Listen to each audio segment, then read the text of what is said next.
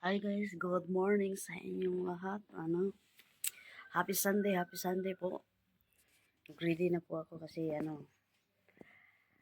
pauwi na kami ng Abu Dhabi siguro mga oras mga 11, 10 or 11. Hindi ko pa alam kasi.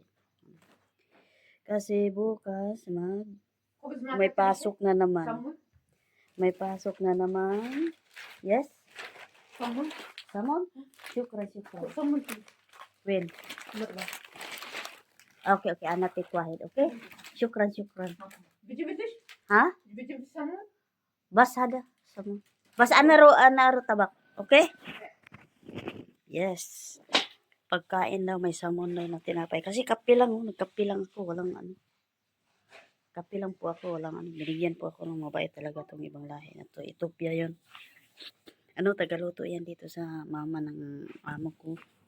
Papunta ako sa kusina kasi ayun, kusina po. Kusina.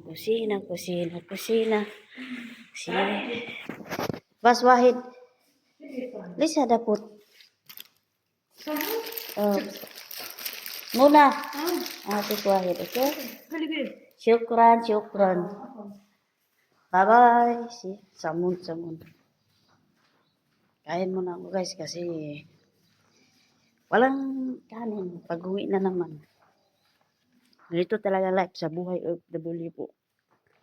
Umaga, kape, tinapay. Ako, paminsan, 3 beses ako kakain ng kanin eh. Iba naman kasi yung luto ko pag andun ako sa Abu Dhabi eh. May sarili akong lutuan, may sarili akong pagkain. Kasi lahat naman kami doon, puro mga Pilipino din, mga Pilipina. Pero iba-iba yung mga amo namin.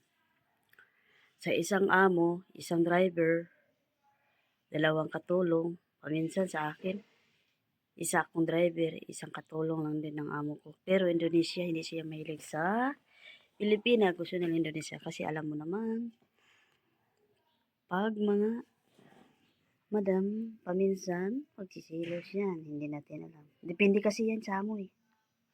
May amo din na gusto nilang Pilipina, iwan ko, hindi ko maintindihan dito.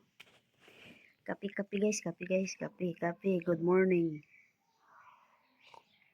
Kwentuhan na naman tayo. Wala akong magawa sa buhay. Kwento. Bahala na kayo kung i-subscribe nyo po ako sa channel ko po, MG Vlog, Bans Mabal. Please subscribe for me.